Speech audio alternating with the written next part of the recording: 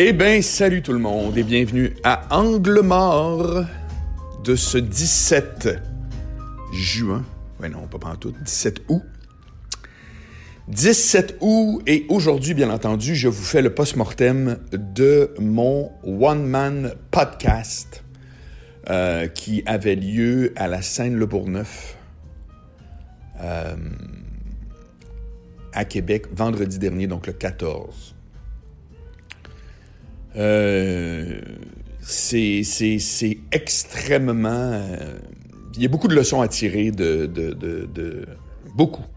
J'ai beaucoup de choses à vous dire un matin. Ce ne sera pas plus long que d'habitude. Je vais essayer d'être condensé. Alors, c'est très spécial de voir que un projet qu'on présente peut recevoir des réactions extrêmement fortes et pas nous satisfaire. C'est exactement mon cas. C'est-à-dire que moi, je ne suis pas sorti de là ravi. Je suis sorti de là très heureux comme producteur. C'est-à-dire que, clairement, après même quelques minutes, je savais que ce projet-là allait exister. Que c'était un essai, que les gens ont été au rendez-vous. Je vais tout vous parler de ça. Mais pourquoi j'étais pas ravi en titre personnel, c'est que je sais, étant donné que c'est un mélange de plusieurs choses que j'ai faites, je sais qu'est-ce que ça pourrait être et qu'est-ce que ça aurait pu être, mais les gens, eux autres, peuvent pas comparer. Donc, c'est hyper important que pendant le show puis à la fin, tu collectes un maximum de commentaires parce que tout à coup, tu réalises que c'est leur opinion qui compte et c'est pas la tienne. C'est que quand tu trouves un stand à limonade, c'est pas toi qu'il faut qu'ils trouvent qu'elle goûte bon. Il faut que les clients trouvent qu'elle goûte bon. T'sais. Ça fait que je me suis préparé de longue haleine, puis j'avais préparé un pacing qui, somme toute, a marché au bout. C'est-à-dire qu'en première partie, j'ai offert des sujets. J'avais tout le temps... Donc j'avais 4 fois 3 sujets que je proposais. Puis les gens levaient la main pour chaque sujet à la fin, puis c'est eux autres, dans le fond, qui décidaient sur quoi je partais. Puis j'avais fait par exprès pour prendre 2 sujets qui étaient plus des sujets, mettons, de business, genre parler des CV, parler de toutes sortes d'affaires, et un sujet de relation. C'est qu'au début, je me suis dit, ils vont tout le temps prendre le sujet de relation, parce que c'est toujours ça qui intéresse les gens plus que d'autres choses. Mais non. On était une quarantaine de personnes dans une salle qui pouvait en contenir maximum 50. C'est une salle de 100, là, en réalité, mais à cause des règlements, puis etc., bon, bref. Ça fait que, tu sais, il y avait en masse de monde, tout éparpillé, là, tu sais, dans cette salle-là, qui est vraiment géniale, dans laquelle je retourne une fois par mois jusqu'en décembre. Là, je vais réserver des dates, là, aujourd'hui, probablement, parce que ça marche. Puis le projet, c'est fait pour être de même. C'est-à-dire, petite salle, enregistrée, podcast vidéo, etc., puis une fois par mois. Alors, bref, j'ai trop d'affaires à vous dire. Ça fait que, faire une histoire courte, moi, je commence à 20h pile. J'installe ma petite caméra, là, ma GoPro, etc. Tu sais, comme là, le son, c'est le son que la GoPro a pris. C'est même pas le son direct de la trame. Ça, c'est mon erreur, mais ça, peu importe. Ça fait que... je vois qu'il y a du monde en masse pour que ça lève, parce que moi, j'en ai vu d'autres. Là, à Paris, j'ai déjà joué devant 8 personnes. Ça fait qu'une moitié de salle... mais que je sens qu'ils sont hyper motivés, qui, à 80%, Alex m'a dit, viennent de mes podcasts. Donc, ça veut dire que le format, tu fais des podcasts, les gens t'écoutent, puis tu sors régulièrement, puis le monde sont willing à venir pour voir une version live. Ça veut dire que ça aussi, c'est un test qui est concluant, comprenez-vous? C'est pas rien, là. C'est hot en tabarouette. C'est que je ne l'ai pas inventé. Vous allez dire, Mike fait ça dans l'idée, c'est-à-dire un podcast puis des shows live. Mais les shows à Mike n'ont pas rapport avec son podcast. Sous-écoute, c'est une chose, puis son spectacle, c'en est une autre. Moi, c'est littéralement la même chose, mais comme tout mélangé. Ça fait que c'est une autre idée, tu sais. Puis c'est pour ça que c'est audacieux, parce que si j'avais dit « Hey, venez voir mon show d'humour, puis ça fait des années que je fais des shows d'humour, etc. », je pourrais pas dire que la formule est originale puis qu'elle vient de passer le test. Mais là, je peux. C'est pour ça que je vous dis que j'ai 2 volets pour lesquels je suis très content. Puis honnêtement, assez fier aussi parce que pendant le confinement, moi, j'ai vraiment débarré tous ces projets-là. J'ai fait un podcast quotidien. J'ai rajouté 2 podcasts visuels. J'ai fait un système Patreon. J'ai appris les outils. J'ai vu qu'il fallait faire du contenu, mais il fallait faire la promotion du contenu, il fallait l'installer, il fallait comprendre les plateformes, etc. J'en ai mis du temps, sérieux. Je trouve ça génial. Je peux pas demander mieux. Je peux pas demander mieux dans la vie là, que de faire ça. Je veux juste que ça grossisse, parce que je vous le dis, c'est vraiment top. Ça fait que, tu sais, tout ça se peut. Ça fait que là, bon, 8 heures, ça part. Là, je raconte c'est quoi. T'sais, qu'est-ce que le monde vient de voir? C'est vraiment, c'est un blind date, là. Personne ne sait exactement. Ce qui me sauve, c'est le mot podcast. C'est-à-dire que ça vient avec une culture, une idée. Ça vient avec le fait que c'est une continuité de ce que je fais. Ça fait il est bien titré, tu sais, puis mon brand, il est bon. Chef Boilardi, c'est drôle en même temps, tu sais. Là-dessus, ça, je m'accorde 5 étoiles. Honnêtement, là, je trouve que c'est top. Je vous dirai où je m'accorde pas en toutes 5 étoiles là, dans le truc, là, mais pour ça, bon, faut dire les choses comme elles sont. Puis quand c'est bon, c'est bon. Cette idée-là est bonne, puis manifestement, elle a suscité l'intérêt. Fait que là, je pars, puis là, rapidement, bon, au début, j'explique c'est quoi le show, puis je pense que je fais 15 minutes là-dessus. Puis je dis au monde, tu sais, que j'ai un pacing, mais c'est ça, tu sais, c'est de la radio live, là. Ça se veut slack, et ça doit être slack. C'est l'inverse d'un show de Louis-José, qui, lui, est à virgule près à chaque fois. Puis ce qui lui réussit très bien, là, c'est parfait. Mais moi, c'est pas ça.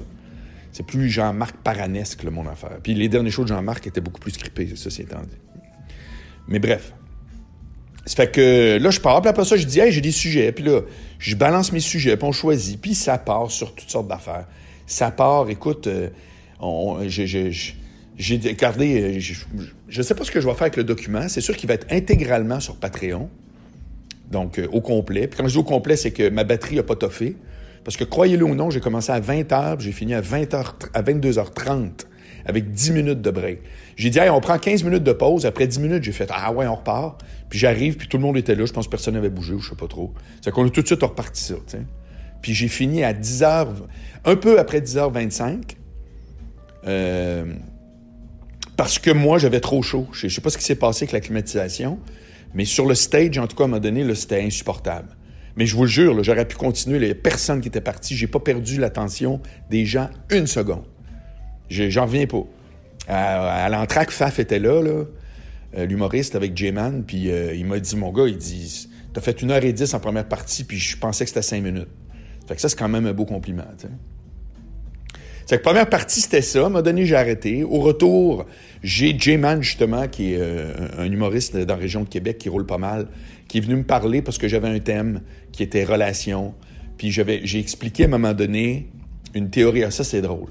À un moment donné, en première partie, c'était même pas ça, mon point. Mon point, c'était de dire que l'amour, c'est comme une suspension. C'est une théorie de mon chum Guy Laforce, qui dit que à quoi ça sert les suspensions sur une auto? C'est faire en sorte qu'on roule, qu'on ne soit pas tout le temps en train de brasser puis de dire, coudonc, la route est épouvantable, puis qu'on fasse une sortie de route, puis bon. C'est que ça sert à la sécurité et au confort. Puis lui, ce qu'il prétend, puis je trouve que c'est très bon, c'est que l'amour, c'est ça.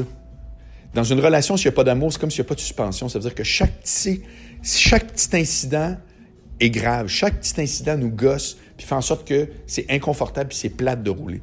Mais s'il y a de l'amour, alors moi, je trouve ça super bon. C'est qu'on parle de ça. Parce que c'est hyper interactif. Le monde intervient tout le long, comme je le souhaitais. Puis là, je fais, hey, ça me fait penser à une autre théorie. Et là, je leur parle de la théorie des chars usagés.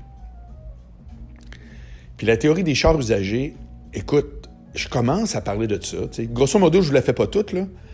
Et je vais en mettre probablement même en vidéo pour vous la montrer, ou je sais pas. En tout cas, je vais voir, là, aujourd'hui puis demain, qu'est-ce que je fais côté promo, là, avec ça. Mais grosso modo, ce que ça dit, c'est qu'à l'époque de nos parents, quand les gens se rencontraient, c'était des chars neufs qui sortaient de l'usine, puis il fallait juste qu'ils se demandent, tu t'en vas-tu à la même place que moi, puis on passe-tu par la même route? Puis ça faisait les relations que mes parents, ou que si vous êtes plus jeune, vos grands-parents, et ainsi de suite, ont vécu. Mais que nous autres, à notre époque, quand on se rencontre, on est tous des chars usagés. C'est que là, tout à coup, il y en a un qui recule plus, l'autre tourne pas à gauche, là, hop, là, la radio marche pas. C'est que là, ça va pas mal plus loin que ça, mais... Et là, je vois que le monde, il trouve ça drôle au bout. C'est la première fois que je l'essaye. Moi, c'est une vieille théorie, mais je l'avais jamais balancée en public. Puis là, le monde, c'est que là, j'ai fait de un, je tiens un numéro. Ça, là-dessus, il faut vraiment que je l'écrive, parce que c'est probablement un number. Écoute, je m'en suis fait parler toute la soirée après. Parce que moi, quand je fais un show, je sors tout le temps avec le monde après. C'est qu'on est allé au Boston Pizza, qui était dans le Bourgneuf. Puis il y a pas mal de monde qui sont venus. Puis là, j'ose avec un, j'ose avec l'autre, là, tu sais, puis blablabla. Puis ils m'ont tous parlé de la théorie des chars. J'en reviens pas. Fait que là, je tiens en plus de tenir un concept qui va tenir la route puis que je vois qui va marcher, ben j'ai un numéro. Fait que là, je vais commencer ça, à écrire ce number-là, sous forme vraiment stand-up, puis essayer d'aller le jouer à droite à gauche parce que j'en reviens pas de la réaction. Fait que, tu sais, c'est une autre affaire qui est le fun. Fait que là, après ça, bon, lui, il est venu me parler, justement. Il dit, écoute, moi, il dit, c'est pas compliqué, je suis une perte totale. Puis là, évidemment, tu comprends qu'il y a tous les jeux de mots possibles, là, quand tu prends des images de char avec les relations et tout. Mais c'était super hot parce que il nous a confié que lui, il avait vraiment mis un X là-dessus parce que il était avec une fille. Quand il l'a connue, elle avait pensé aller... Elle avait déjà prévu faire un voyage, mais c'était avec un gars qui était un peu fuck friend. Puis là, tu sais, elle dit, ouais, mais là, je ferais plus ça, tu sais, parce que j'étais avec toi. Puis là, elle part toute seule parce que l'autre gars, finalement, il donne pas de suivi. Ben, quand elle revient, elle annonce à Jay que, ouais, by the way, il est venu me rejoindre, là, tu sais, il est venu me rejoindre. Fait que là, tu sais, c'est comme, calvaire, le gars super scrap. Puis je peux comprendre. Ça fait que... Maintenant, il nous raconte tout ça, tu sais. Ça fait que moi, je trouve ça intéressant qu'il y ait quelque chose de très, très, très personnel, mais qui se dise très confortable devant tout le monde et tout. Après, j'ai compté mes anecdotes, etc. Puis la deuxième partie, je l'ai trouvée beaucoup moins hot que la première parce que c'est une partie où je veux que ça soit plus drôle, moins on discute, je balance 1000 théories puis tout. Puis je l'ai pas eu. Je l'ai pas eu. J'ai compté des anecdotes moi, je m'évanouis tout le temps quand je travaillais au Sport Expert, à quel point j'étais crosseur comme vendeur. Puis plein d'affaires, tu sais. C'est drôle, mais tu sais, ça a été mal soigné, ça n'a pas levé comme il fallait. Encore là, c'est juste moi qui dis ça, parce que c'est pas le feedback qu'on me donne. Mais je sais que ça peut être... Je le faisais. Moi, les anciens shows que je donnais il y a 10 ans, la première partie, c'était stand-up, puis après ça, c'était du monde qui montait sur scène, qui me contait leurs histoires de dating et tout, puis on parlait de ça. C'était de la magie, sérieux, ça marchait tellement. Mais c'était pas vendable, parce que la presse me suivait pas, etc. C'était une autre époque. Aujourd'hui, j'ai pas besoin d'eux autres. J'ai juste besoin de monter une armée, puis on pousse des projets entre nous autres. Ça fait que tout ça pour dire que c'est pour ça quand je vous dis, j'ai vu où est-ce que ça peut aller, mais c'était pas ça. Mais les gens dans la salle, eux autres, n'ont pas comparé. Ça fait que j'ai eu une réaction vraiment comme, mon Dieu, j'en demandais pas tant, mais c'est pas vrai que c'était hot comme ça peut être. C'est pas vrai. La deuxième partie était supposée être beaucoup plus drôle. J'avais des numbers, j'avais mon numéro CBS, j'avais mon numéro sur « Je veux pas d'enfants ». C'est des numéros éprouvés. Ils marchent, ils sont vraiment tripants. Puis là, je les ai même pas faits parce que je me disais, non, on est en mode, les gens sont en train d'écouter. Tu sais, c'est ça l'affaire. C'est que si tout à coup, tu sais, comme entre autres, tu pendant l'entracte, Faf, il dit, parle plus de testostérone, parle plus de ça. Parce que c'est vrai qu'au départ, j'ai parlé un petit peu le parcours, etc. Puis je suis tombé testo, puis j'ai raconté deux de mes plus gros gags de testostérone qui étaient hyper macho, tu sais. Puis ça rit bien ordinaire. Ça fait que tu vois qu'il y a des gens pour qui c'est une référence obscure.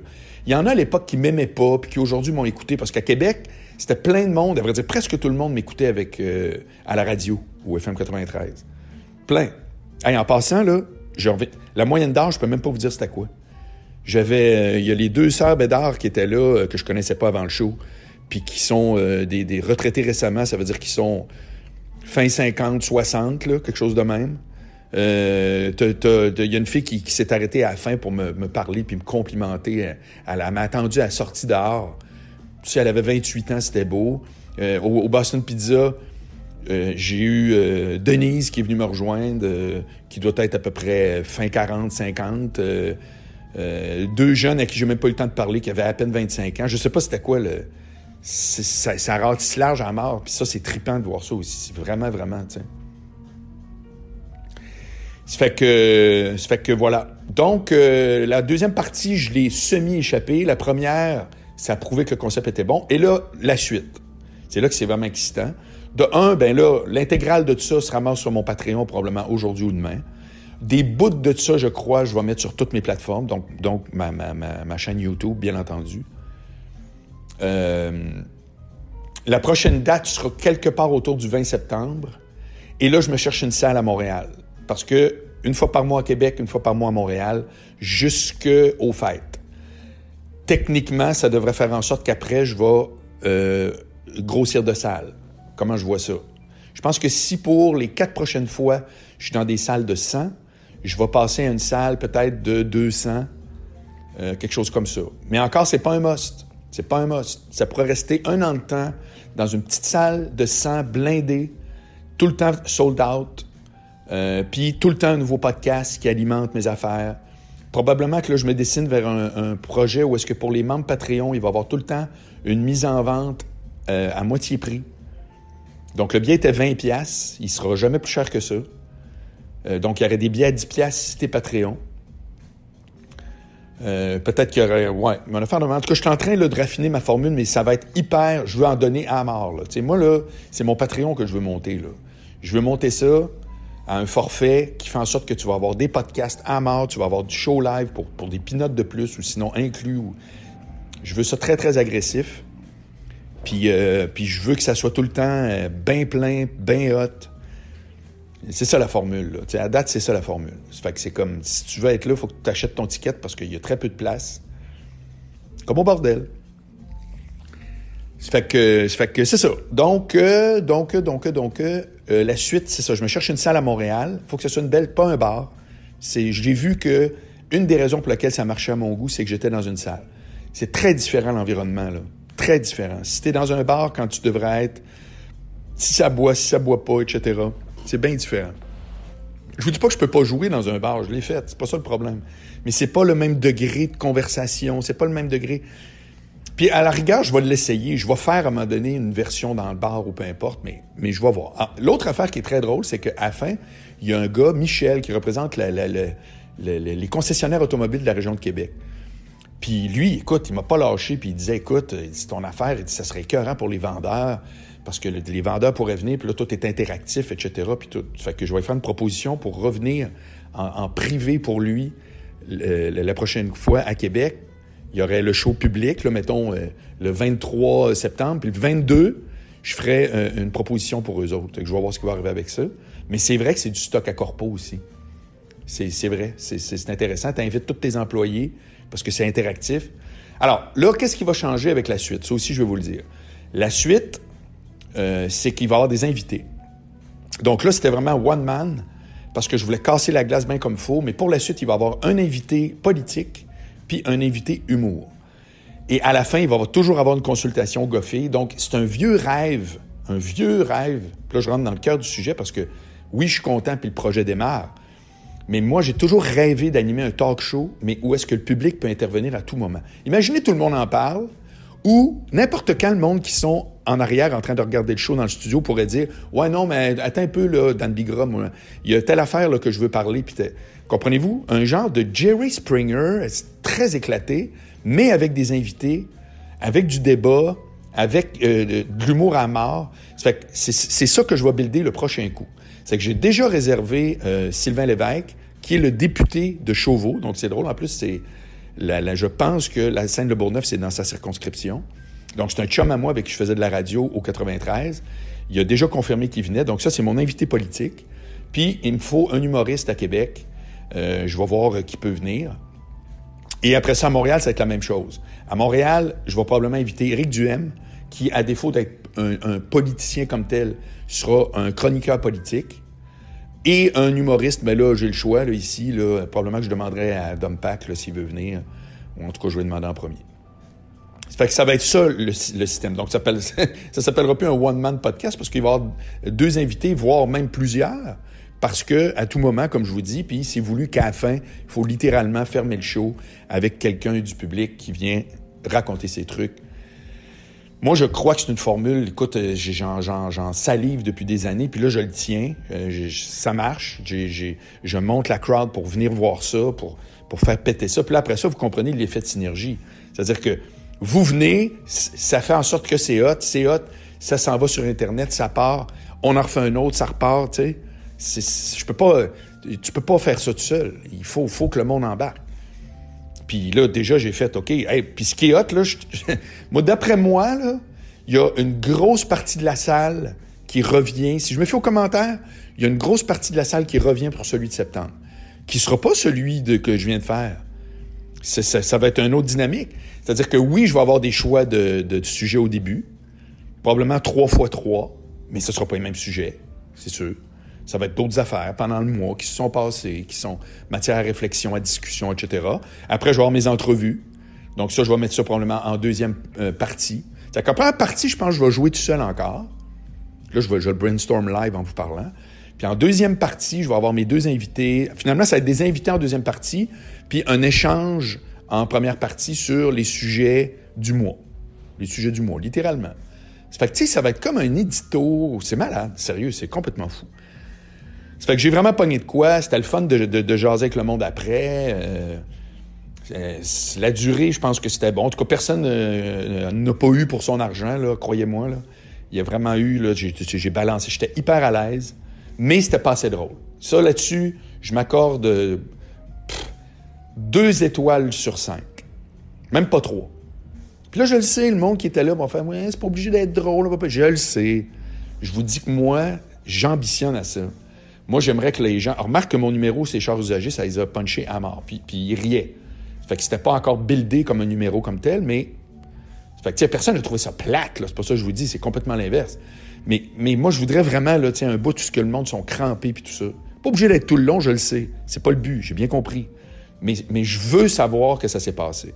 Là, ça s'est pas passé. Ça fait que je suis désolé. C'est 2 sur 5 max sur cet aspect-là. Donc, suivez bien, continuez de suivre toutes mes affaires parce que je vais annoncer partout d'ici une journée ou 2 les dates. Je pense que je vais annoncer toutes les dates parce que je vais réserver ça d'une shot. La mise en vente va se faire Patreon d'abord, bien entendu. Il va y avoir encore juste 50 places, mais peut-être que d'ici septembre, peut-être ça va ouvrir la salle, je sais pas, on va voir. On va voir. Ça fait que, mais au maximum, c'est 100. Fait que, je veux dire, on fera pas de miracle, là. Puis ça va rester de même. Jusque début de la prochaine année. Puis je cherche une salle à Montréal de 100 à peu près, à l'affaire. C'est que si vous avez des suggestions, vous, à l'écoute de ce que je vous ai conté aujourd'hui, si vous dites « Hey, moi, j'irais là. » Puis je dis à Montréal, c'est sérieux, ça pourrait être à Brossard, ça pourrait être à Laval. C'est pas important, tu sais, mais c'est juste que, bon, tant qu'à faire, je mettrais ça central, là. Puis ça sera pas dans le quartier des spectacles parce que c'est pas faisable. Moi, j'ai déjà joué au Jésus plusieurs fois dans la petite salle, dans la grande salle, mais là, aller au Jésus, si je fais ça, c'est comme si je me coupe la moitié des billets. C'est insupportable. Ou il faudrait que j'offre un forfait, parquez-vous gratis au complexe des Jardins, cassez-vous pas la tête, puis marchez un coin de rue, ce qui est quand même ça. Puis je sais pas comment, là, parce que c'est tellement hot de jouer au Jésus, mais hey, là, il y a 2 tours de 52 étages, plus toute la rue au coin. C'est épouvantable. Puis tout ce qui est quartier des spectacles, je trouve que c'est un peu hasardeux de jouer là. Sauf que c'est trippant. C'est sûr que c'est chez nous, tu sais. C'est un beau feeling, là. Mais on va voir. Ça fait que, donc, voilà. Si vous avez des questions, écrivez-moi. Merci à ceux qui, sur LinkedIn, entre autres, puis sur ma page Facebook, ici, Marc Boilard, qui étaient là. Jérôme, Denise, il y a du monde qui sont venus, puis Cindy, puis qui ont placé un commentaire comme quoi j'ai pas rêvé, là, ça a vraiment marché. Puis si tout ce beau monde-là veut revenir, ça va me faire un énorme plaisir. Puis oui, il y aura une mise en vente, c'est ça. J'ai décidé qu'il va y avoir une mise en vente à moitié prix dans Patreon, aussitôt que je vais avoir mes dates. Voilà. C'est ça que je viens de le décider là. C'est que ça va coûter 10$ au lieu de 20. Ça fait que peut-être que c'est une bonne formule pour ceux qui sont venus de vouloir revenir. Et puis voilà. Ça fait que c'était bien excitant. Je remercie. Ah, puis quand j'ai commencé, je vais finir là-dessus. Quand j'ai commencé, j'ai été très têteux, mais je vous le jure, mais c'était très, très, très sincère. Moi, ça faisait 10 ans que je n'avais pas vendu de billets. Puis là, je n'ai vendu même pas 40. Là. On en a donné quelques-uns à des amis. Mais sérieusement, vous ne savez pas c'est quoi faire sortir du monde. Faire sortir du monde, c'est un exploit. Il y a du monde, là, qui sont sur YouTube, là, puis qui ont 100 puis 150 000 views pour la patente. Mais s'ils disaient « Venez me voir live, ça coûte 5$. » Il n'y a personne qui irait, là. Il y a des gens qui sont très, très, très populaires, mais est-ce que tu paierais pour aller les voir? Ça fait que même quand il y a juste une poignée de monde, parce que tu commences ton affaire, puis que ces gens-là payent, puis qu'après ça, ils font comme « Hey, c'est hot », puis qu'ils te rajoutent « J'y retourne ». Moi, j'ai commencé le show en disant « Vous avez aucune idée à quel point c'est l'honneur que vous me faites de juste être là, puis qu'en plus de payer. » Parce que ça vient avec des frais, là, louer une salle, payer le technicien. C'était pas gratis faire ça. Je peux aller dans un parc, là, on se comprend. Bon. Fait qu'il m'en reste 0 dans mes poches, là. C'est pas ça, là. Mais le but, c'est qu'il en reste, ceci étant dit, c'est pas gênant de le dire, mais avant que ce soit payant, je pense pas que ça va être cette année. Cette année, je pense que ça va être donnant-donnant. Il va peut-être en rester un peu, mais tant mieux. Ça permet de tout pousser. Hein? C'est ça qui fait que je peux continuer à tout faire, puis à faire pousser ça, puis à garder de la qualité, là, si qualité il y a. Je souhaite le croire. Ça fait que j'ai vraiment pris du temps en partant pour dire aux gens, puis je crois que les gens ont catché que c'était sincère, parce que c'est un comeback de scène. C'était lourd, là. Moi, j'étais très stressé en passant. Hein? Très, très, très stressé.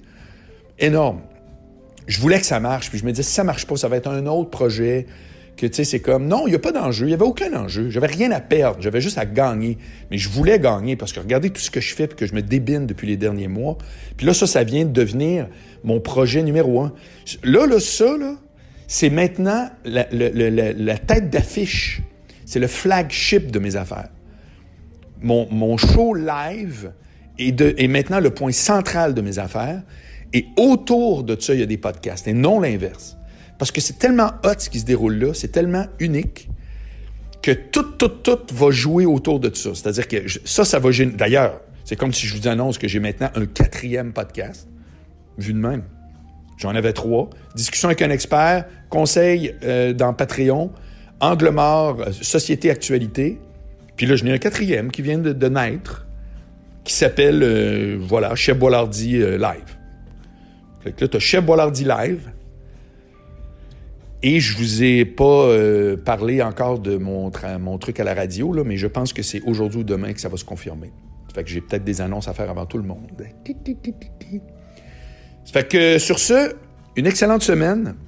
Ça se peut que je prenne la semaine du 23 au 30 août, la semaine prochaine, off. Je sais pas si je serais off complètement. Je sais pas si j'arrêterais de vous jaser pendant une semaine. Je sais pas, je vais voir. Puis je sais même pas ce que je vais faire. Ça aussi, c'est l'autre affaire. J'aimerais des suggestions de salles à Montréal. Des vraies salles, pas des bars. Bon, peut-être, si vous pensez qu'il y a un bar qui serait vraiment un bar vraiment très bien adapté pour ça, peut-être. Peut-être que je pourrais écrire au bordel, voir. Peut-être que je pourrais faire ça au bordel. Un genre de lundi, là, je me demande s'il loue pas la salle des fois. Bref. Puis l'autre, c'est au Québec, qu'est-ce que je pourrais faire? Puis là, j'aimerais ça partir soit en train et amener mon vélo, ou louer un auto et amener mon vélo. Dans le sens que je veux pas m'en aller là, dans un hôtel, une patente, un château Montebello, que, tu sais, Catherine Maisonneuve a fait un reportage sur l'Outaouais, tout ça. Les photos sont super, elle est bonne à mort, mais ça a de l'air plate. Je veux rien savoir d'aller là. Tu vas à l'hôtel, puis là, tu fais quoi, là? Non. Ça me prend de quoi qui groove ou vélo. C'est que si vous avez des suggestions. Bon, là, ça fait 27 minutes, là, c'est assez. Salut!